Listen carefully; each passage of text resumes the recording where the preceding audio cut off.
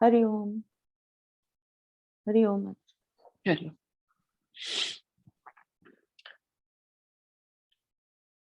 ओम सहना भवतु, सहनौ भुनक्तु, सह वीर्यं करवावहै, तेजस्विनावधीतमस्तु मा विद्विषावहै। ओम शांति शांति शांतिः।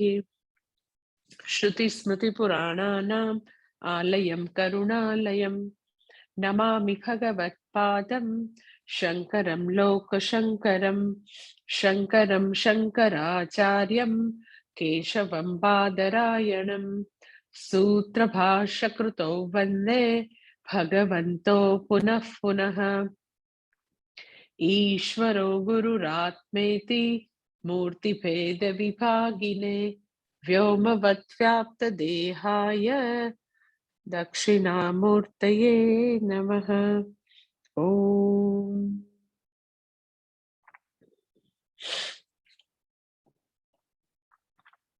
सर्ववेदांत सिद्धांत गोचरं तमगोचरं गोविंदं परमानंदं सद्गुरुं प्रणतोऽस्म्यहम्।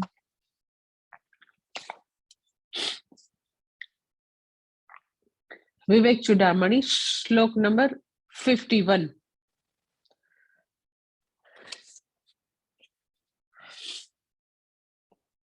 मनोमयो नापि भवेत् परात्मा आद्यन्तवन्तत्वात् परिणामि भावात् दुःखात्मकत्वात् विषयत्वहेतोः द्रष्टा हि द्रश्यात्मतया न द्रष्टः। 51મો શ્લોક જે છે એમાં આગળ હજી 50ની જેમ હજી આદિશંકર ચાલુ રાખે છે શું તો કે હું મનોમય નથી. મન સાથે જ્યારે તાદાત્મ્ય થાય, હું મન છું એવું કહું એટલે મનોમય કોષ બની જાય. આગળ આદિશંકરનું આપણે આખું જોયું હતું કે કેવી રીતે આખું ડેવલપ કરે છે તો કે આપણને આત્મ અનાત્મ વિવેક કરાવે છે. જે વસ્તુ હું નથી એ હવે તો કે આવી રીતે સરસ રીતે વિવેક કરાવીને હું નથી એ બધું મારાથી અલગ કરે છે. પહેલા એવું કીધું કે હું અન્નમય નથી, પછી કીધું પ્રાણમય નથી, અને હવે કહે છે કે હું મનોમય નથી. મનોમય એટલે શું તો કે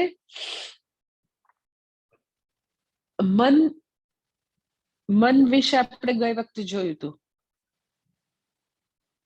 કે હું મન છું એવું કઈ કોઈ કહેતું નથી. જેમ હું શરીર છું એવું નથી કહેતું, એમ હું મન છું એવું કોઈ કહેતું નથી. પરંતુ શરીર સાથેનું તાદાત્મ્ય જે છે, શરીર સાથેની જે એકરૂપતા છે, આઈડેન્ટિફિકેશન જે છે, એ કદાચ વ્યક્તિનો વૈરાગ્ય આવતો જાય તો એ કદાચ આઈડેન્ટિફિકેશનમાંથી વ્યક્તિ ઘણે ખરે અંશે મુક્ત થઈ શકે. એ વિવેક કદાચ એવું લાગે કે મનોમય ની કમ્પેરિઝનમાં થોડો સહેલો છે. પરંતુ ગયે વખતે મન એટલે શું આપણે જોયું હતું? મન એટલે જે બધી ઇમોશન્સ છે, બધા જ પ્રકારની લાગણીઓ છે. મનને નથી ખબર કે આ લાગણીઓ સારી કહેવાય, ખરાબ કહેવાય, નેગેટિવ કહેવાય, પોઝિટિવ કહેવાય, એવું કઈ નથી. એમાં બધી લાગણીઓ છે, બધી વૃત્તિઓનો પ્રવાહ મનમાં વહ્યા કરે છે. તો હું મન છે એવું કોઈ નથી કહેતું, પણ તમે જો કે કોઈ બી વ્યક્તિ એવા કઠોર શબ્દનો પ્રયોગ કરે, અથવા તો કઠોર નથી પણ આપણને બરાબર નથી લાગતો એવો શબ્દનો પ્રયોગ કરે, તો તમે જો કે સીધે સીધું આપણે એને હૃદય સોસરવું ઉતારી દઈએ છીએ. એક વસ્તુ. બીજી વસ્તુ લગભગ એ ભૂલાતું નથી. લગભગ જીવનભર જે વસ્તુ મને નથી ગમતી એવું કોઈએ મારી સાથે એવા શબ્દો બોલેલું છે એ વ્યક્તિ, તો એ બધું અનુભવાય છે ક્યાં? તો કે મનમાં. તો મનને હોવાપણું અસ્તિત્વ પ્રદાતા હું છું, છતાં મનની અંદર જે બધી વૃત્તિઓ વહે છે એની સાથે કેટલું તાદાત્મ્ય છે. એટલે હવે આદિ શંકરાચાર્યજી 50 અને 51 50 ગઈ વખતે આપણે જોયું તો 51 પણ હું મનોમય નથી કહેવાનું ચાલુ રાખે છે, કારણ કે લાગણીઓ સાથેનું તાદાત્મ્ય ખૂબ જ એટલે ખૂબ જ ગાઢ છે. બહુ બધી સમજણ આવે, બહુ બધું આપણે વિચારી શકીએ, ઓબ્જેક્ટિવલી જોઈ શકીએ, લોજિકલી બધું બહુ જ આપણને શાસ્ત્રએ પ્રૂવ બી કર્યું હોય, શાસ્ત્રની બધી પ્રતિપાદન કરવાની બધી મેથડ બહુ જ સરસ હોય છે, એકદમ મેથોડિકલ હોય, એકદમ જ મેથોડિકલ, કે પેલા શ્રુતિથી બતાવે, યુક્તિથી બતાવે, યુક્તિ એટલે તર્કથી બતાવે, પછી અનુભવથી બતાવે, આવો એનો ક્રમ હોય, શ્રુતિ, યુક્તિ, અનુભવ, એક જ પોઈન્ટને એ બધા પેરામીટરથી સમજાવે કે જો શાસ્ત્રમાં છે ને બધે આવી જ રીતે લખ્યું છે. બૃહદારણ્યક ખોલ, તૈત્તરીય ખોલ, કોઈ બી ઉપનિષદ ખોલ, આ બધું કાર્યકરણ સંઘાત છે, એ દ્રશ્ય છે, એ હું નથી એવું શ્રુતિથી બતાવે. પછી યુક્તિથી બતાવે. યુક્તિથી શું બતાવે તો કે યત યત દ્રશ્યમ તદ ન અહમ તદ જડમ, એવું યુક્તિથી બતાવે કે યત યત દ્રશ્યમ, જો મને દેખાય એવું હોય, વૃક્ષ મને દેખાય એવું હોય, કોમ્પ્યુટર મને દેખાય એવું હોય, એટલે શ્રુતિ કોટ કરીને બતાવે, બીજી શ્રુતિ, પછી આવું યુક્તિથી બતાવે, પછી અનુભવથી બતાવે કે આપણે બી ખુદ ઘણી વાર આપણી બધી લાગણીઓને સ્પષ્ટ જોઈ બી શકીએ છીએ. એટલે ઘણાને એમ કહીએ કે આજે બહુ હું લો ફીલ કરું છું, હું લો ફીલ કરું છું, હા, એટલે હું અનુભવીતા છું અને મને એ લો અનુભવ થઈ રહ્યો છે. અનુભવ કરનાર હું છું અને એ અનુભવના આપણે જ્ઞાતા છીએ. જ્ઞેય પદાર્થ કોક બીજો છે. એટલે આપણને શાસ્ત્ર વારંવાર શ્રુતિ, યુક્તિ અને અનુભવથી જે વસ્તુ પ્રતિપાદન કરે એ આવી રીતે ઘૂંટાવવાની, સ્પષ્ટ કરાવવાની કોશિશ હંમેશા શ્રુતિ કરે. એ જ કામ તો કે આદિશંકર પ્રકરણ ગ્રંથમાં પણ કરી રહ્યા છે. આપણને શ્લોક નંબર 50 પણ હું મનોમય નથી એ કીધું, હવે પાછું 51 પણ એ જ કહે છે કે હું મનોમય હોય જ ન શકું ક્યારેય. શા માટે તો કે મનોમયની બધી ગતિવિધિ હું જાણું છું, કેવી રીતે કામ કરે છે. તો એ શ્લોકમાં વર્ણવે છે. શું કહે છે કે જો આદ્યંતવાત પરિણામી ભાવાત દુઃખાત્મકત્વાત વિષયત્વ હેતોઃ મનોમયઃ અપિ પરાત્મા ન ભવેત. તું જો શ્લોકમાં શું કહે છે કે આ તો આદિ ને અંતવાન છે.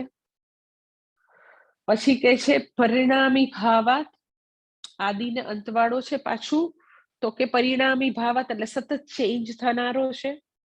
આ મનોમય જે છે એનું સ્વરૂપ શ્લોકમાં એક એક વસ્તુ કે છે. આદિ ને અંતવાન છે, પરિણામી ભાવાત એટલે સતત એનામાં ચેન્જ આવ્યા કરે છે એવું છે આ મનોમય નું સ્વરૂપ. દુઃખાત્મકત્વાત કેવું છે તો કે દુઃખાત્મક છે. પરિણામી એટલે એમાં સતત વિકાર આવે છે, ચેન્જ આવે છે. આદિ ને અંતવાળું છે, દુઃખાત્મક છે. વિષયત્વાત હેતોઃ, એ વિષય છે, એ વિષયી નથી, એ પોતે ઓબ્જેક્ટ છે, એ વિષય છે. અને પછી કહે છે મનોમય અપી પરાત્મા ન ભવેત, માટે મનોમય કદી પરમ આત્મા, એ ઇનરમોસ્ટ સેલ્ફ હું કદી હોઈ શકું નહીં. શું કામ તો કે દ્રષ્ટાત્મતયા નહીં દ્રષ્ટ. દ્રષ્ટા જે છે એ કદી દ્રશ્ય હોઈ ન શકે. દ્રષ્ટા જે છે કદી વિષય બની જાય એવું કદી બનવાનું નથી. એટલે આખું ભાષાંતર એવી રીતે થશે કે આ મનોમય જે છે આદિ ને અંતવાન છે. સાથે સાથે આ મનોમય જે છે એ તો કે પરિણામી ભાવાત, એ આવી રીતે એમાં સતત પરિણામ આવ્યા કરે છે, ચેન્જ આવ્યા કરે છે. પછી ત્રીજું કે છે દુઃખાત્મક, એ દુઃખાત્મક છે, એ વિષય છે. સાથે સાથે માટે મનોમય કદી ક્યારેય પણ પરાત્મા હોઈ ન શકે, કારણ કે કોઈ દિવસ એ દ્રષ્ટા છે કદી દ્રશ્ય બની શકે નહીં. સૌથી પહેલું કે છે, પહેલો શબ્દ આપણે લઈએ કે આદ્યંતવત્વાત, કે એ આદિ ને અંતવાળો છે મનોમય. તો મનોમય જે છે એમાં જે બધી મનની અંદર જે બધી વૃત્તિઓ ઉઠે છે, જે વિચારો આવે છે, એ કોઈક ટાઈમ T1 શરૂ થાય છે અને બીજા સમયે એ પૂરો થઈ જાય છે એ વિચાર. પછી બીજો વિચાર આવે, પછી ત્રીજો વિચાર આવે. એટલે એક વિચારની તરંગ ઉઠે, શમી જાય, બીજો વિચારની તરંગ ઉઠે, શમી જાય. એટલે વિચારોની એક શરૂઆત છે અને વિચારોનો એક અંત છે. આ પર એવું થઈ લે, એવું કેવી રીતે? તો એવું છે એટલે જ આપણે બધા એકબીજા સાથે વ્યવહાર કરી શકીએ છીએ, એકબીજા જે વાત કરે છે સમજી શકીએ છીએ. અત્યારે હું તમને આ શ્લોક સમજાવું તો પહેલા મેં ચેન્ટિંગ કર્યું, પછી ભાષાંતર કર્યું, પછી હું આદિ ને અંતવાન પહેલો શબ્દ હવે લઉં છું, પછી હું પરિણામી શબ્દ લઈશ, પછી દુઃખાત્મક લઈશ. તો તમે જો કે હું જેમ જેમ એક એક શબ્દ લઉં તો એક એક શબ્દ સાથે તમારું મનની વિચારધારા જો એકાગ્રતા હોય, પૂરી શાસ્ત્રમાં શ્રદ્ધા હોય, તો એની સાથે સાથે તમારો વિચાર ચાલે. That is called Shravan, honestly speaking. કે ગુરુ જે છે એ તો કે આવી રીતે શિષ્યની આંગળી પકડીને, વિચાર રૂપી આંગળી પકડી અને એને શાસ્ત્રમાં લઈ જાય. એ વખતે આપણું પેરેલલ કંઈક ચાલતું હોય તો તમે માનજો કે એટ એ ટાઈમ મનમાં એક જ વૃત્તિ રહે. એટલે કાં તો આપણે ગુરુ આપણને જ્યાં લઈ જાય છે શ્રુતિ દ્વારા, ત્યાં આપણે જતા હોય, ઓર આપણું મનગઢત ક્યાંય બી મન ભાગતું હોય, એવું બની શકે. પણ તમે જો કે હું તમને પહેલો વિચાર આપું કે ભાષાંતર કરાવું, તો એ પહેલો વિચાર છે, એ ઉઠ્યો તમારા મનમાં, સાથે સાથે ચાલ્યા, એ મેં પોઈન્ટ પૂરો કર્યો. પછી તો કે હું પહેલો શબ્દ લઉં તો એની સાથે એ વિચાર આવ્યો, એ પૂરો થયો. એટલે તમે જો કે એ વિચાર જે છે, અંદર વૃત્તિ ચાલી રહી છે, એનું આદિ ને અંત તમને દેખાય છે. એક સમયે એ વિચાર શરૂ થયો, બીજા સમયે એ પૂરો થયો. તો વિચારો ઉઠે છે, વિચારો પૂરા થાય છે. આપણે ત્યાંના ત્યાં છે. આપણામાં કોઈ પણ પ્રકારનો ફરક નથી. આપણે તો કે એ જે બી મનની અંદર આવે છે વિચારો, એ બધાને હોવાપણું પ્રદાન, એને અસ્તિત્વ કોણ પ્રદાન કરે? તો કે મારે કારણે. ઊંઘી જાય આપણે, આપણું મન ક્યાંક બીજે જતું રહે તો તમે એને અસ્તિત્વ નથી પ્રદાન કરતા. તો એ વિચારો જે છે એ મનમાં તો કે એની પોતાની કઈ છે જ નહીં, એને પોતાના પગ નથી, પોતાની કઈ સત્યતા નથી. હું એને સત્યતા આપું છું. તો વિચારો જે છે એ આદિ ને અંતવાન છે. હું આદિ ને અંતવાન નથી, હું તો છું જ હંમેશા. સુષુપ્તિમાં પણ હું છું, સ્વપ્નમાં પણ હું છું, જાગ્રતમાં પણ હું છું, પહેલા વિચારમાં પણ હું છું, ને પછી સુતા પહેલાના છેલ્લા વિચારમાં પણ હું છું. એટલે વિચારોનો આદિ ને અંત છે, હુંનો કોઈ આદિ ને અંત નથી. વિચારોમાં પરિવર્તન આવ્યા કરે છે, કે પેલા તો કે આદિ ને અંતનો વિચાર કરીએ, પછી પરિણામનો વિચાર કરીએ, પછી દુઃખાત્મક શું કહેવાય એનો વિચાર કરીએ. તો એક વિચારથી બીજા વિચારમાં જઈએ છીએ, બીજામાંથી ત્રીજામાં જઈએ છીએ. તો વૃત્તિઓમાં ચેન્જ આવ્યા કરે છે. હુંમાં કોઈ ચેન્જ નથી. એ વ્યક્તિ તો એવી ને એવી છે જે સાંભળી રહી છે, જે બધા વિચારો કરી રહી છે, એમાં વિકાર નથી. એમાં કોઈ પરિણામ આવતા નથી. પણ હા, વૃત્તિનો સ્વભાવ એવો છે, આદિ ને અંતવાન છે. વૃત્તિઓ તો કે આવી રીતે સતત ચેન્જ થયા કરે છે, અને વૃત્તિઓ તો કે દુઃખાત્મક પણ છે. તો આપણને એવું થાય, લે અમારામાં સુખાત્મક કઈ હોય છે, એવું નથી દુઃખાત્મક હોય. ભલે ને અમે સંસારમાં રહેતા હોય તો શું છે, એમ ગૃહશાસ્ત્રમાં સુખ હોય એવું ન હોય કે ખાલી ગૃહશાસ્ત્રમાં દુઃખ જ હોય. તો આપણને એવું થાય કે આદિશંકર એવું શા માટે લખે આ મનોમય માટે, કે મનોમય છે એ દુઃખાત્મક છે, આદિ અંતવાન છે મનોમય, પછી પરિણામી છે એ સમજાણું, પણ આ ત્રીજું દુઃખાત્મક શું કામ કહે છે?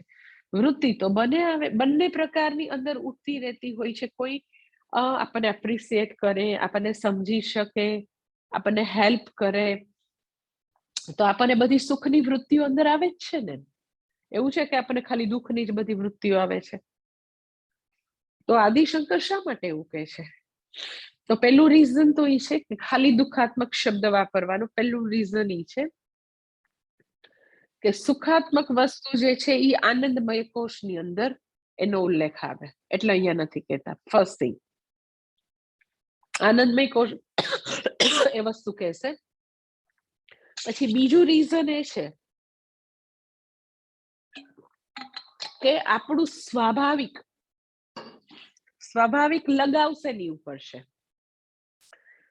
સુખ ઉપર છે કે દુઃખ ઉપર છે?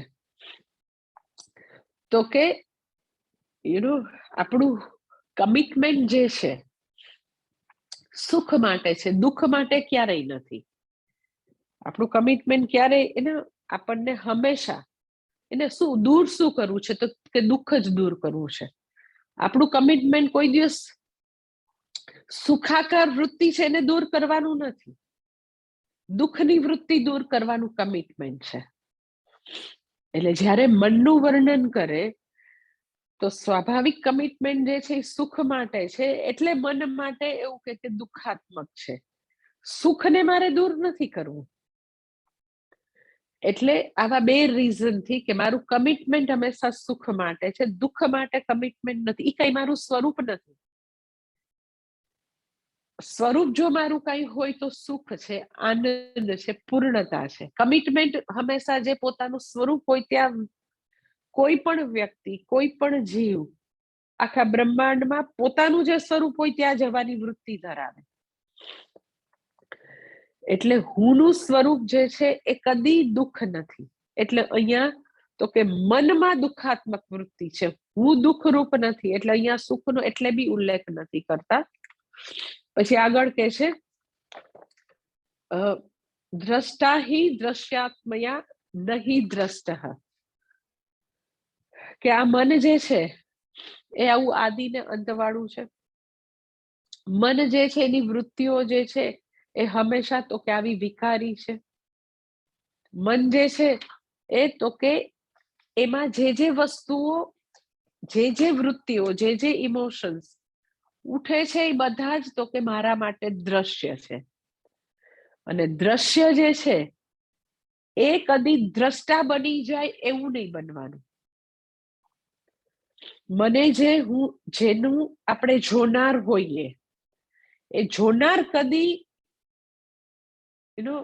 જોનાર વ્યક્તિ કદી જોવાયેલી વસ્તુ બની જાય એવું સંસારમાં ક્યારેય બનતું નથી. એટલે જે મનની વૃત્તિઓ જે છે, આપણે થોડું બી ઓબ્જેક્ટિવલી આપણા મનને જોઈ શકીએ તો એ બધી વૃત્તિઓનો આ સ્વભાવ કે એ આવી આદિને અંતવાળી છે, પરિણામી છે, કોઈ વાર ઊભી થાય છે, ખૂબ જ વાર રહે છે અને આથમી જાય છે. એ વૃત્તિઓની આવન જાવન રહે છે. આપણે એના જ્ઞાતા છે, તો જ્ઞાતા જે છે એ કદી જ્ઞેય બની જાય એવું બનતું નથી. દ્રષ્ટા કદી દ્રશ્ય બની જાય એવું બનતું નથી. પરંતુ જ્યારે દ્રષ્ટા દ્રશ્ય બની જાય, એવું કન્ફ્યુઝનથી દ્રષ્ટા અને દ્રશ્ય જે છે એ બે એવી કન્ફ્યુઝનથી એક થઈ જાય તો એને મનોમય કોશ કહેવાય, અધરવાઇઝ મનોમય. એટલે જે દિવસે મને દુઃખવાળી લાગણીઓ, એટલે હું દુઃખી એવું બની જાય, that is called મનોમય કોશ. દુઃખવાળી લાગણી જરૂર છે, સુખવાળી લાગણીઓ જરૂર છે. માટે હું સુખી, માટે હું દુઃખી. લાગણીઓ એ લાગણીઓ છે, દુઃખવાળી, સુખવાળી, તકલીફવાળી બધી લાગણીઓ છે. એ લાગણીઓ મીન્સ કે જ્ઞાતા અને જ્ઞેય બને એક બની જાય જ્યારે, ધેટ ઇઝ કોલ્ડ મનોમય કોષ. કોષ શા માટે? તો કે કોષ એટલા માટે કે ત્યાં આગળ હવે એક્ઝેક્ટલી એ પોઈન્ટ પાસે હવે આપણે આગળ નથી જતા, મનથી આગળ નથી જતા. હુંનું સાચું સ્વરૂપ જાણવા માટેની હવે કોશિશ નથી. એ હવે વ્યક્તિ માટે મોટું બધું આલંબન થઈ ગયું. જેવી રીતે હું શરીર એવું જ્યારે કહું તો હવે શરીર પાસે મારી ગાડી અટકી ગઈ અને શરીરની આડ પંપાળમાં શરીરને બધું બરાબર રાખવામાં મારી આખી લાઈફ પૂરી થઈ ગઈ. એટલે મેં ત્યારે તમને 4 વાકની વાત કરી હતી, યાવત જીવેત સુખમ જીવેત. શરીરના લેવલે જે વ્યક્તિ જીવે છે એનાથી આગળ મારું કોઈ અસ્તિત્વ હોય એવું મારે હવે જોવું નથી. એટલી મારી ગ્રોસ બુદ્ધિ છે. તો કોઈ વ્યક્તિ હવે આગળ પ્રોગ્રેસ કર્યો, પ્રાણમયથી હવે મનોમય સુધી આવી, તો એ બધા ખૂબ જ બધા કવિઓ હોય, આર્ટિસ્ટ હોય, તો એ બધા ખૂબ જ મનના લેવલે જીવતા હોય. ખૂબ જ એ બધી એની બધી ઇમોશન્સ એકદમ ઇવોલ્વ થયેલી હોય, સૂક્ષ્મમાં સૂક્ષ્મ વસ્તુ અનુભવી શકે, વિચારી શકે, લખી શકે. પરંતુ ત્યાં સુધી વાંધો નથી, પણ એ બધું એટલે હું એવું થઈ જાય એટલે હજી હુંનું જે અનંત સ્વરૂપ છે, ઈશ્વર સાથે ઐક્ય જે મારું સ્વરૂપ છે, ત્યાં આગળ વ્યક્તિ નહીં જાય. એટલે જાણે કે મન મારા માટે મોટું આવરણ બની જશે. મને પરબ્રહ્મ સાથે ઐક્ય કરવા માટે હવે ઈ આડી મોટી દિવાલ બનીને ઊભું રહી ગયું. ધેટ ઇઝ કોલ્ડ કોષ. જે ઇમોશન્સ છે એને હું ઇમોશન્સ તરીકે લઉં, એને હું સાક્ષી તરીકે જોઈ શકું, ત્યાં સુધી કઈ વાંધો નથી. એની સાથે મારી એકતા થઈ જાય. સુખાકાર લાગણી એટલે હું સુખી, દુખાકાર લાગણી એટલે હું દુઃખી. એટલે હવે મારે આગળ જવાનું બંધ થઈ ગયું, મારા માટે કોષ થઈ ગયું. એટલે જ્યારે શાસ્ત્ર મનોમય કોષનું વર્ણન કરે છે તો એને કઈ ઇમોશન્સ કે મનમાં ઉઠતી તરંગો, લાગણીઓ, માઇન્યુટ બધું જે બહુ જ નાની નાની સૂક્ષ્મ લાગણીઓ અનુભવીએ છે એની સામે વાંધો નથી. એ હું છું તો એ બધી દુઃખની પરંપરાનું કારણ બનશે, કારણ કે એ તો બધી લાગણીઓ ચંચળ છે. તો આજે આમ છે તો કાલે બીજી હશે. લાગણીઓનો કોઈ સ્થાયી ભાવ નથી. અત્યારે લાગણીઓનું આવું ઘોડાપૂર છે તો એ લાગણીઓનું ઘોડાપૂર તો પાછું શમી જશે. અને જે છે એમાં સતત પરિવર્તન છે, આદિ ને અંતવાદ છે, પરિણામી છે. હું એને સાક્ષી ભાવે જોયા કરું એ બધાને. ઇટ ડઝન્ટ મીન કે જ્ઞાનનિષ્ઠ વ્યક્તિ જે છે એનામાં ઇમોશન્સ નથી, એવું બી કહેવાનું નથી. કહેવાનું તાત્પર્ય એ છે કે એ જે છે મનોમય, એ હું નથી. મનોમય જે છે એ તો કે આપણને વ્યવહાર માટે આપેલું એવું એકદમ પાવરફુલ ઇન્સ્ટ્રુમેન્ટ છે. એ બધી લાગણીઓ જે છે હું નથી. હું એને સત્તા સ્ફૂર્તિ પ્રદાતા છું. મનોમય ઇક્વલ ટુ હું નથી, પ્રાણમય ઇક્વલ ટુ હું નથી, અન્નમય ઇક્વલ ટુ હું નથી. તો એ મનોમયને હુંથી જ્યારે જુદું કરી શકીએ તો મેં તમને વાત કરી એમ ખૂબ જ ડિફિકલ્ટ સિચ્યુએશન હોય, ખૂબ જ દુઃખદ ઘટનાઓ હોય, વસ્તુઓ એવી હોઈ શકે જે ખૂબ જ દુઃખદ હોય, પરંતુ હું દુઃખી એ મનોમય કોષનું સર્જન છે. કોષ જ્યારે થઈ જાય ત્યારે હું દુઃખી થાય. ખૂબ જ દુઃખાત્મક વસ્તુ હોઈ શકે, પરંતુ એને તો કે વ્યક્તિ ઓબ્જેક્ટિવલી જ્યારે ડીલ કરે એનો અર્થ એમ કે વ્યક્તિનું મન સાથે કોઈ પણ પ્રકારનું આઈડેન્ટિફિકેશન નથી. મનની બધી જે કઈ આવી બધી લાગણીઓ છે એની જોઈ શકે છે કે આદિ ને અંતવાન છે, એમાં આવા પ્રકારના જુદા જુદા પરિવર્તનો આવ્યા કરે છે. આપણે જે કરવાનું છે એ આપણે કરતા રહેવાનું છે. તો એને એવું કહી શકાય કે એ બધી ઇમોશન્સ થી એ ઓબ્જેક્ટિવલી દૂર રહીને એને જે કંઈ કરવાનું છે એ સારી રીતે એમાં એ ડીલ કરી શકે છે. જનરલી ઓબ્જેક્ટિવિટી જતું રહેવાનું રીઝન મન સાથેનું ખૂબ જ વધારે પડતું આઈડેન્ટિફિકેશન થાય એટલે આપણે એ બધી વસ્તુઓને યોગ્ય રીતે ઓબ્જેક્ટિવલી ન્યાય નથી આપી શકતા. એટલે આદિશંકર આ બે શ્લોકમાં કહે છે કે હું કદી મનોમય હોઈ ન શકું, કારણ કે મનોમય મને દેખાય છે. જ્ઞાતા છે એ કદી જ્ઞેય ન હોય, એટલે હું કદી મારું અસ્તિત્વ આટલું નાનકડું મનોમય જેટલું ન હોય. હું મનોમય ક્યારેય ન હોય. મનોમય હું જરૂર હોય, મનોમય જે કઈ છે, જે બધા કાર્યકરણ સંઘાત છે એ હું જરૂર છું. હું એ બધું નથી. It is B equal to A, but A is not equal to B. એ આપણું ગુડહોલ્ડ વેદાંતનું જે ઇક્વેશન છે એ જ અહીંયા કહેવા માંગે છે. અને હવે પાછું આગળ 52 શ્લોક નંબર 52 તો કે હવે મનોમયની વાત કરી દીધી. હવે તો કે વિજ્ઞાનમયની 52મા શ્લોકમાં વાત કરે છે. 52મો શ્લોક.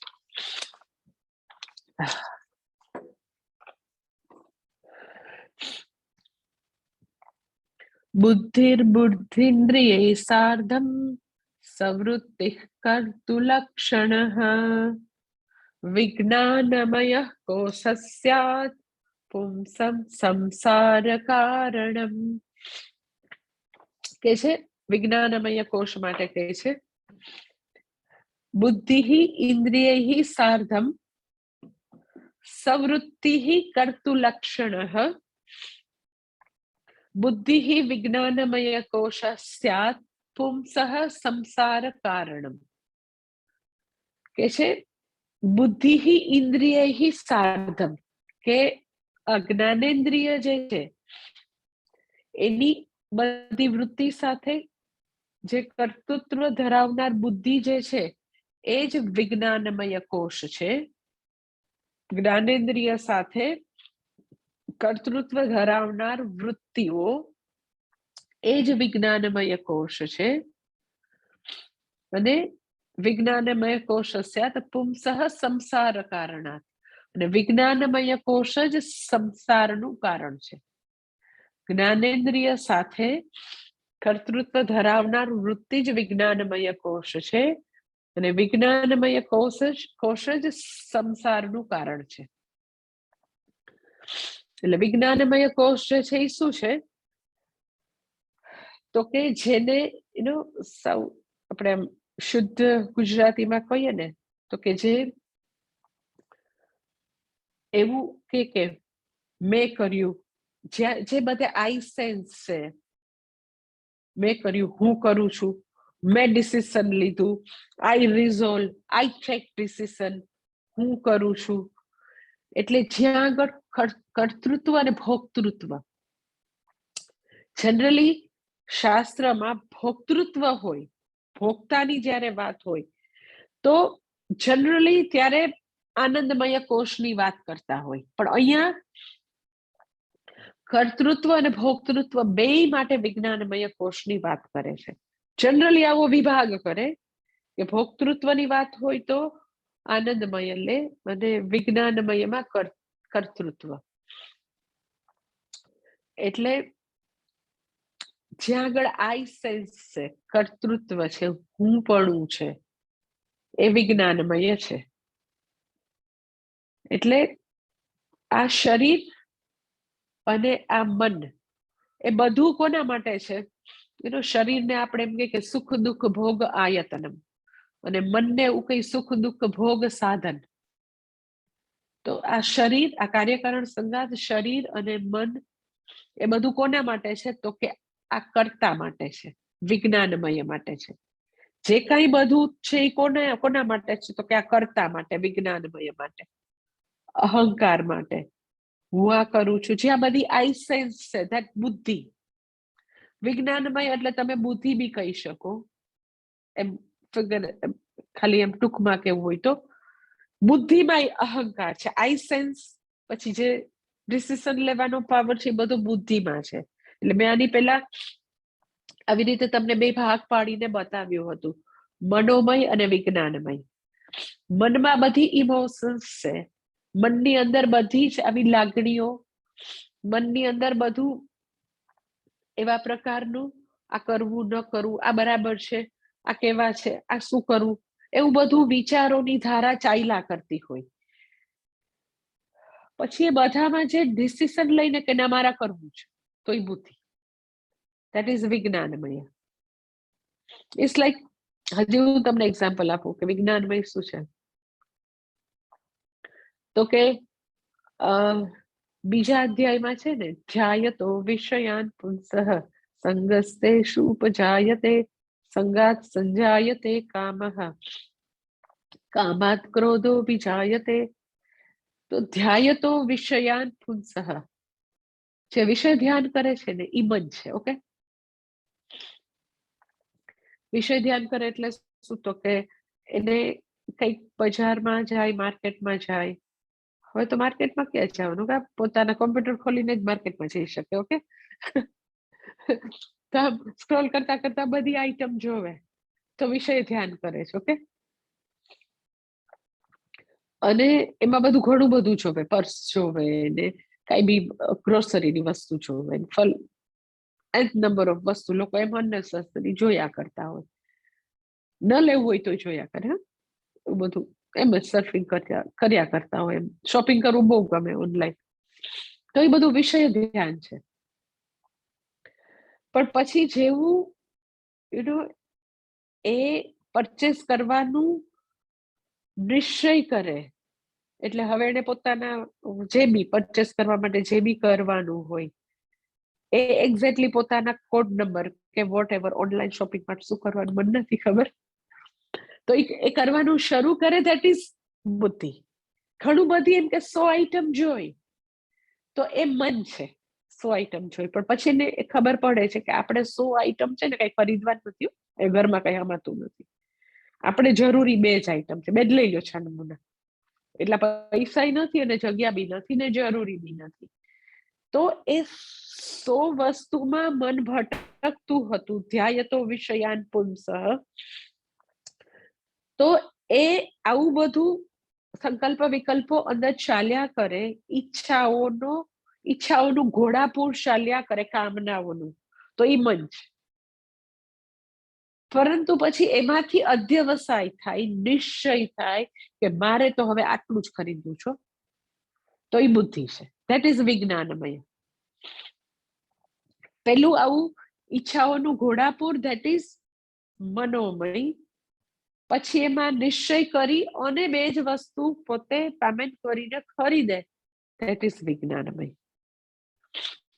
એટલે વિજ્ઞાનમય જે છે એમાં તો કે આવી રીતે નિશ્ચયો છે, એ બધું જ્ઞાનના સંદર્ભે નિશ્ચયો છે, ક્રિયાના સંદર્ભમાં પણ નિશ્ચયો છે. આવું જે બુદ્ધિ નું જે આવા પ્રકારનું વલણ જે છે, નિશ્ચયાત્મિકા રૂપ રિઝોલ્વ કરવાનું છે. અને એ જ બુદ્ધિમાં મેં કર્યું એ આઈ સેન્સ પણ ત્યાં જ છે, અને મેં ડિસિઝન લીધું, મેં રિઝોલ્વ કર્યું, એ બી ત્યાં જ છે. બુદ્ધિમાં જ આ બધું. મનની અંદર આઈ સેન્સ ની બધી વસ્તુ નથી. વિજ્ઞાનમયમાં આઈ સેન્સ છે. હું કરું છું, હું કરીશ, મેં કર્યું, મારાથી જ થઈ શકે, વગેરે વગેરે. એટલે ટૂંકમાં કર્તૃલક્ષણ વિજ્ઞાનમય. કર્તૃલક્ષણ વિજ્ઞાનમય. વિજ્ઞાનમયનું આવું લક્ષણ છે, કર્તૃલક્ષણ. તૈતરીય ઉપનિષદમાં પણ એના માટે કહે છે, વિજ્ઞાનમયમ યજ્ઞમ તનુતે. તૈતરીયનું આવું વાક્ય છે, વિજ્ઞાનમયમ યજ્ઞમ તનુતે. વિજ્ઞાનમય કોણ છે? તો કે જે બધા યજ્ઞ યાગાદિ કરે એ વિજ્ઞાનમય છે. તો પછી બધા લૌકિક કર્મ કોણ કરે? તો એ જ કરે છે, વિજ્ઞાનમય જ કરે છે. સો વિજ્ઞાનમય બોલવાનું કર્મ કરે, જમવાનું કર્મ કરે, પછી નોકરીમાં જવાનું કર્મ કરે. એટલે જે બધા કર્મો જે છે, લૌકિક કર્મો કરનારો પણ વિજ્ઞાનમય છે. વૈદિક કર્મ એ અગ્નિહોત્ર વગેરે બધા યજ્ઞ અને બધા વૈદિક કર્મ કરનારો પણ વિજ્ઞાનમય છે. સમજાણું? એટલે મનોમય જે છે એમાં તો બધો વિચારોનું ઘોડાપૂર છે. આ કોણ છે? તો કે ક્રિયા કરનારો આ છે. એટલે એમ જ એનું કોઈ પેલા પ્રેજ્યુડાઇસ થી નથી કહેતી, પણ તમે તમારી આજુબાજુ એમ તમે જોઈ શકો, તમારી જાતને બી જોઈ શકો કે ઘણા લોકો વાતો જ કરશે અને ઘણા લોકો કામ કરશે. મનોમય જે છે ઈ તો કે આવું કોઈ ડિરેક્શન વગરનું એમ જ બધું ઘોડાપૂર ચાલ્યા કરે, બડબડ બડબડ બડબડ. એટલે અંદર તો એટલી બધી આપણા વિચારોની સ્પીડ છે. અર્જુન એમ કે ચંચલમ હિ મન કૃષ્ણ એવું ચંચળ છે, એવું પ્રમાતી છે, એવું બલવાન છે, એવું દ્રઢ છે. એ બી કેતો હોય તો આપણું તો કઈ ગજું જ નથી. એટલે જે બી લોકો પોતાની અંદર એટલા બધા વિચારોનું ઘોડાપૂર છે, કોઈ ફિલ્ટર જેવી વસ્તુ જ ન હોય. જે બધા વિચારો છે એમ જ બોલ બોલ બોલ બોલ કરે, એમ જ. પણ હજી કર્મોમાં એવું આવતું નથી. તો તમને એટલું ખ્યાલ આવે કે મનોમય લેવલે જીવે છે, વિજ્ઞાનમય લેવલે જીવે છે. કઈ વ્યક્તિ કયા લેવલે જીવે છે એમ જ પોતાને જોવા માટે. એટલે મનોમયનું એટલે કઈ ખરાબ છે સારું છે એમ નહીં, પણ જસ્ટ એક પ્રકારનું એવું કહી શકાય કે એક ગ્રેજ્યુઅલ પ્રોગ્રેસ છે. અમુક લોકો આખો દિવસ રાત અન્નમયની પાછળ પડી ગયા હોય, એટલા ફિટનેસ ફ્રીક હોય, પાગલની જેમ શરીરની પાછળ પડી જાય, પાછળ એમ. અરે શું છે પણ? એટલે આપણને ખ્યાલ આવે કે અન્નમયના લેવલે હજી જીવે છે, ફિઝિકલ બોડીના લેવલે જીવે છે.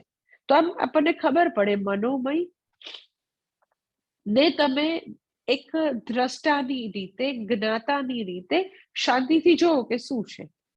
પછી કઈ મનના લેવલે ફિલ્ટર છે, પછી રિઝોલ્વ થઈને ચડાઈને શાસ્ત્ર, શ્રુતિને, ગુરુજનોએ આપેલું વિઝડમ છે, એમાં બધું ફિલ્ટર થઈને યોગ્ય રીતે બધું બહાર આવે છે. આપણે રિઝોલ્વ કરી શકીએ છીએ, યોગ્ય ડિસિઝન લઈ શકીએ છીએ, પ્રોપરલી બધું જોઈ શકીએ છીએ, પ્રોપર ચોઇસીસ થાય છે લાઈફમાં. એ મનોમયનું જે ધમાસાણ બધું પૂર છે એ બધું બહાર આવે છે. એટલે એ એક વિકાસનો તબક્કો છે. સારું ખરાબ કઈ નથી. 5 વર્ષનું બાળક ખરાબ કહેવાય ને 15 વર્ષનું સારું કહેવાય, એવું કઈ કહેતી નથી. પણ 15 વર્ષ જે છે તે 15 વર્ષનું બાળક છે, એટલો વિકાસ થયો છે ફિઝિકલ. એનીવે, એટલે આટલું ખ્યાલ આવે. મનનો સ્વભાવ, વિજ્ઞાનમયનો સ્વભાવ. મનોમય તો કે આવું છે, વિજ્ઞાનમય તો કે આવી રીતે બધી જ વસ્તુઓને મનોમય અને વિજ્ઞાનમયમાં વિજ્ઞાનમય હંમેશા બલવત્તર હોવો જોઈએ. જરૂરી નથી બધામાં હોય, ઓકે? પરંતુ શાસ્ત્ર એવું કે છે કે મનોમયની ઉપર સામ્રાજ્ય કોનું હાલવું જોઈએ? તો કે વિજ્ઞાનમયનું જ હાલવું જોઈએ. કે મન જે છે એ આવી વિચારોની ધસમસતી નદી છે, એની ઉપર ખાલી મનુષ્યને ભગવાને વિજ્ઞાનમય આપેલું છે. તો એનાથી બલવાન જ હોવો જોઈએ આઈડિયલી. પરંતુ કઠોપનિષદમાં કે છે એવી રીતે, કઠોપનિષદમાં જે આખી સરસ રથરૂપક કલ્પના છે, તમને ખબર છે, ખૂબ જ એકદમ જ સુંદર એવી રથરૂપક કલ્પના છે કઠોપનિષદમાં, કે આ શરીર રૂપી રથ છે અને આ ઇન્દ્રિયો રૂપી ઘોડા છે. અને એમાં સારથીના સ્થાને કોણ છે? તો કે બુદ્ધિ. વિજ્ઞાનમય સારથીના સ્થાને છે.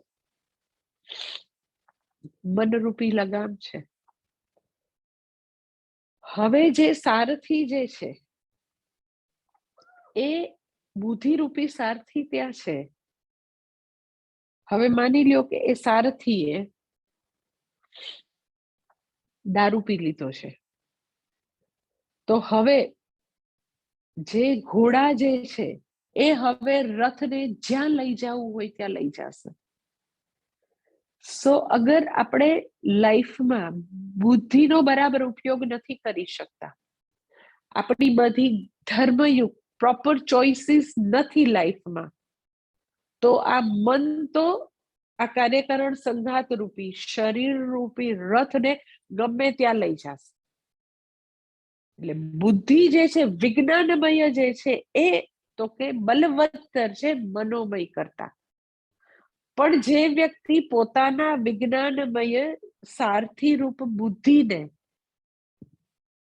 પ્રોપર એને ટ્રેનિંગ નથી આપી, એને ધર્મનું એ બધું શાસ્ત્રનું વિઝડમ એની પાસે નથી, તો એ સારથી જે છે વિજ્ઞાનમય સારથી જે છે એ ઊંઘે છે, એને દારૂ પીતો છે, તો હવે એ આખું આપણું કાર્યકરણ સંઘાત રૂપી આપણું આખું વ્યક્તિત્વ ઉપર હવે સામ્રાજ્ય કોનું છે? તો કે મનોમય જે છે એ બળવાન થઈને હવે બેઠો છે. વિજ્ઞાનમયને કીધું તો જા આગો જા, એને દારૂ પીધો છે એટલે એને તો એને સુવાડી દીધો.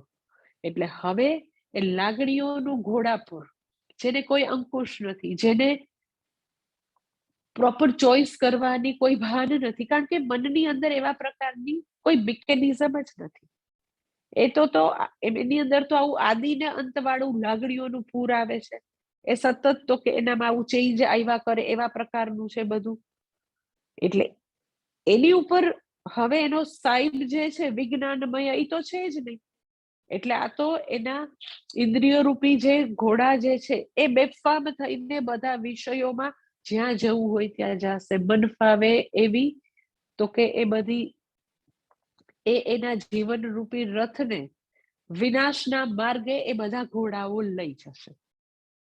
એટલે આઈડિયલી મેં તમને કીધું કે મનોમય જે છે એને જ વિજ્ઞાનમયના કયામાં રહેવાનું છે, વશમાં રહેવાનું છે. એટલે જેનું મનોમય જે છે વિજ્ઞાનમયના વશમાં નહીં હોય, તો એનો રથ જે છે એ ગંતવ્ય સ્થાને પહોંચશે નહીં. એટલે પોતાની લાગણીઓ ઉપર જેનો કોઈ પણ પ્રકારનું બુદ્ધિથી નિયમન ન હોય, એનું જીવન તો આવું અસ્તવ્યસ્ત અને કદી પણ ગંતવ્યના સ્થાને ન પહોંચે એવું એનું જીવન થઈ જાય.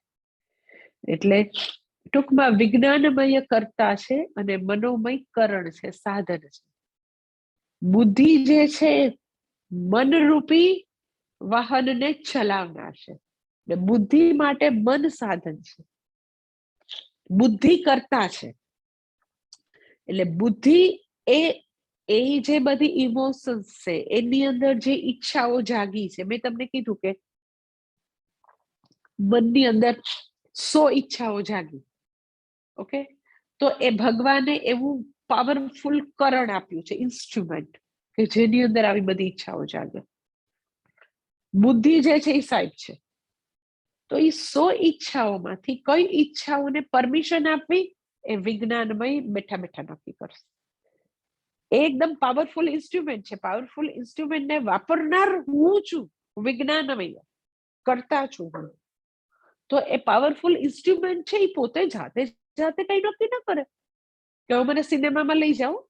એટલે એને જો 100 ઈચ્છા ઉત્પન્ન થઈ છે, એ 100 પૂરી કરવા માટે એ હુંને ગળેથી પકડીને બધે લઈ ન જઈ શકે. પરંતુ લાઈફમાં ઘાટ એવો થતો હોય છે કે મનોમય વિજ્ઞાનમયને કોલરથી પકડીને એને જ્યાં જવું હોય ત્યાં મનોમય લઈ જાય છે. વિજ્ઞાનમયને કંટ્રોલમાં નથી રાખી શકતું,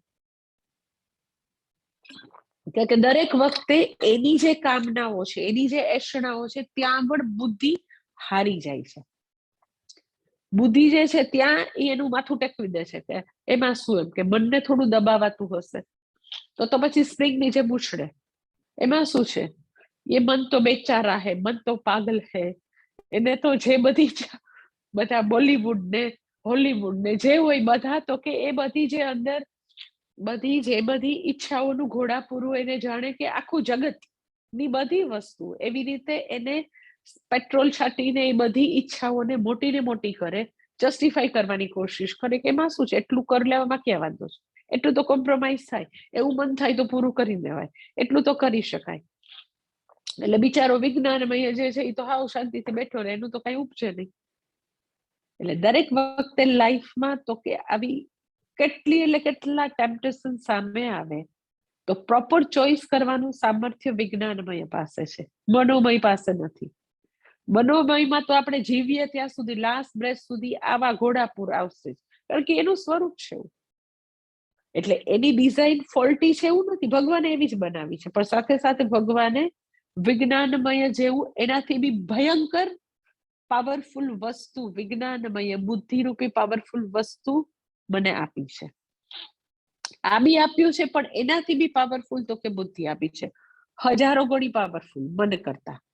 એટલે એ બધી ઇમોશન્સ ઉપર રિઝોલ્વ કરવું, ડિસિઝન લેવું, એ બધાને જસ્ટિફાઈ કરીને કે ના એ તો અત્યારે નહીં જ થઈ શકે, અત્યારે આ જ થઈ શકે, એવું સામર્થ્ય બી આપ્યું છે. એટલે આપણે કોની કેળવણી કરીએ છીએ, આપણે સતત એ બધી વસ્તુઓ સામે આવે તો ક્યાં ઝૂકી જઈએ છે એ બધું આપણા ઉપર વિજ્ઞાનમય ઉપર નિર્ભર છે. એટલે ટૂંકમાં મનોમય હંમેશા કરણ છે અને વિજ્ઞાનમય જે છે એ હંમેશા તો કે કર્તા છે. કર્તાના હાથમાં કરણ હોય, કર્તા જે છે એ સાધનને વાપરે. જો એ સાધનને વાપરતા આવડે તો પાછું એની પાસેથી તો કે બહુ બધું કામ પણ લઈ શકે, કારણ કે પ્રચંડ ઈચ્છા શક્તિઓ મનમાં છે અને એ વિજ્ઞાનમયને એનો પ્રોપર ઉપયોગ કરતા આવડે તો એ તો ઘણી બધી એ વસ્તુઓ સરસ સર્જી શકે. એવું નથી કે મનોમય જે છે એ વિનાશ માટે છે. વિજ્ઞાનમયને મનોમય નામનું પાવરફુલ ઇન્સ્ટ્રુમેન્ટ વાપરતા આવડે તો એ મિરેકલ બી કરી શકે, પરંતુ ઊંધું થઈ જાય કે માલિક છે એ ગુલામ બની જાય અને ગુલામ છે એ માલિક બની જાય તો વિનાશ થઈ જાય. એટલે કે છે કે અને આ વિજ્ઞાનમય જે છે અગેન એ કોષ ક્યારે બની જાય તો કે જ્યારે હું મારી જાતને હું જે કરું, જે મારી આઈ સેન્સ છે, આ સૌથી સટલ છે વિજ્ઞાનમય કોષ. તો કે આપણે જે કર્મો કરીએ તો હું કરતા, હું ભોગતા. વિજ્ઞાનમય છે ત્યાં કર્તૃત્વ છે, તો હું કરનાર છું તો નેચરલી હું કરનાર છું તો એનું પરિણામ પણ મને જ મળશે, એટલે હું ભોગતા છું. એટલે ખરેખર હું મારી જાતને કરતા માનું, હું ભોગતા માનું, ધેટ ઇઝ વિજ્ઞાનમય કોષ. વિજ્ઞાનમય જે છે હું તો કે ક્યારેય કરતા નથી, કરતા હું જરૂર છું. બી ઇઝ ઇક્વલ ટુ એ જે છે ને પશ્ય શ્રુવન સ્પૃશન જિગ્રન અશ્નન ગચ્છન સ્વપન શ્વસન, આ બધું જે કર્મો જે છે એ કર્મો કરનાર હું જરૂર છું, પણ જે કઈ છે એ બધા કર્મો, ચાલવાનું કર્મ હું કરું છું પણ હું ચાલનાર નથી. એટલે જે દિવસે એ બધા કર્મો માં સાથે મારું આઈડેન્ટિફિકેશન થઈ જાય, હું જ બધા કર્મો કરું છું, બી ઇઝ ઇક્વલ ટુ એ ને એ ઇઝ ઇક્વલ ટુ બી થઈ જાય, એનો અર્થ એમ કે વિજ્ઞાનમય કોષ થયો. કોષ શા માટે તો કે અગેન એ મને પાછું મારા સાચા સ્વરૂપથી એ મને પછી પાછું વળી દૂર રાખે છે. હું મારી જાતને કરતા માનું છું, હું મારી જાતને એટલે હવે બધા કર્મોનો ભોગવનાર, કર્મફળનો ભોગવનાર માનું છું. હું મારી જાતને કરતા માનું એટલે કર્તૃત્વ છે, એટલે ભોગતૃત્વ. એટલે શું તો કે એ સંસારનું કારણ.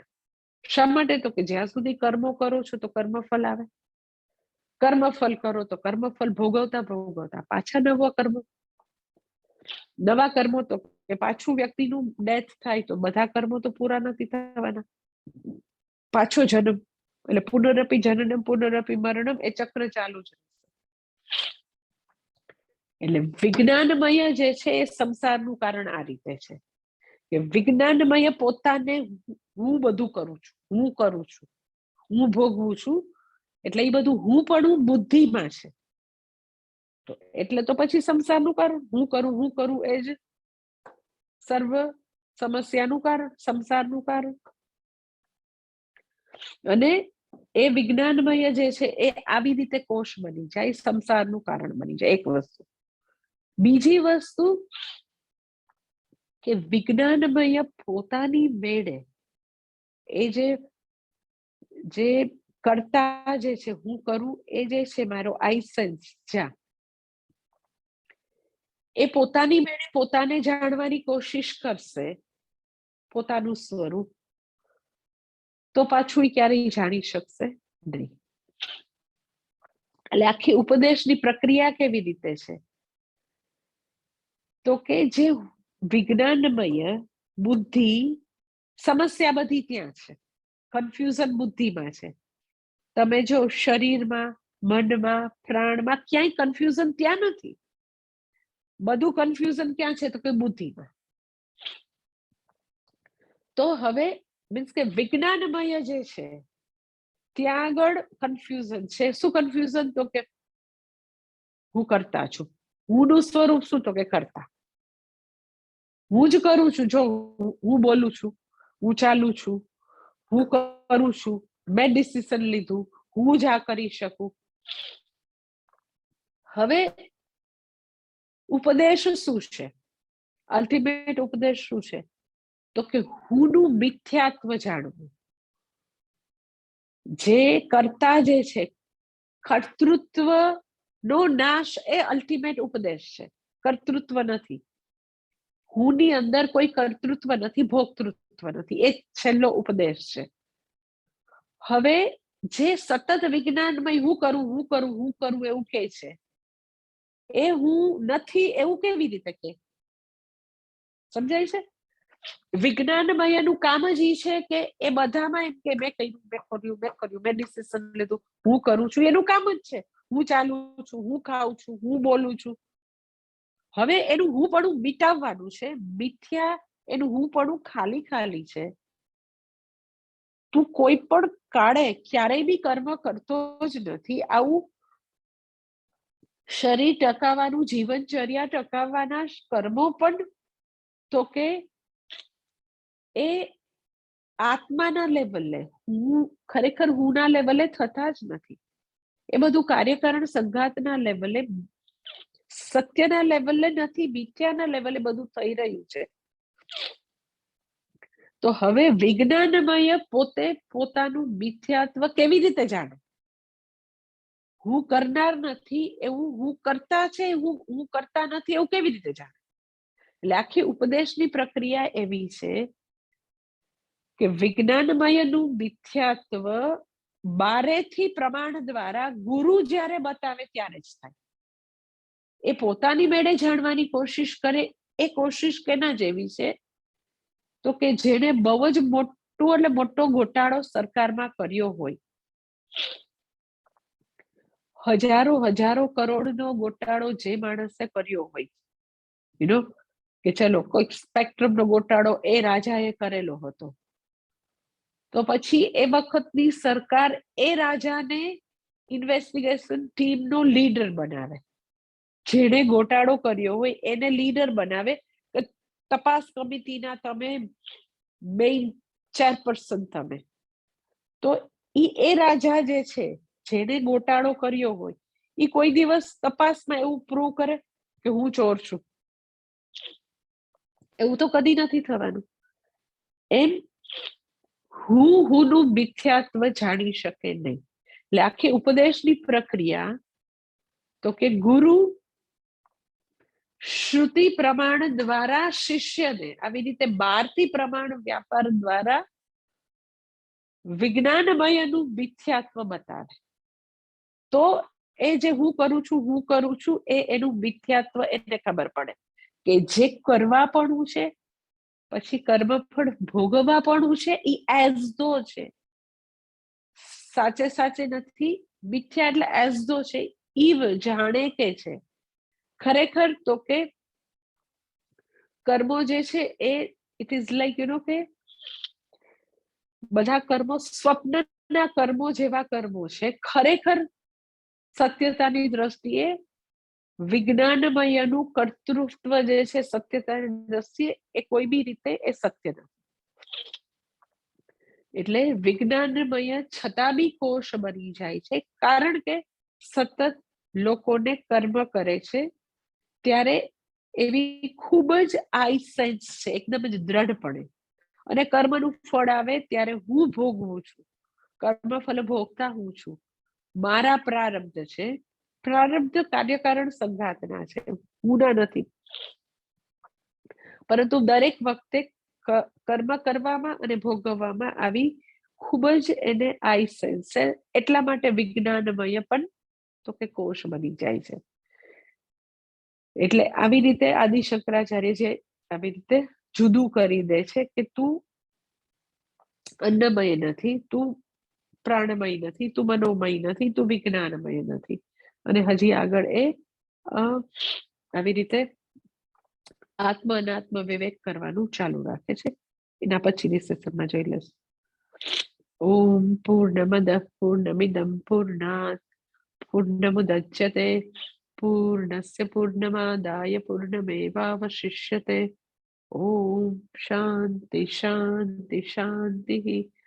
હરિ ઓમ શ્રી ગુરુભ્યો નમઃ. હરિ ઓમ.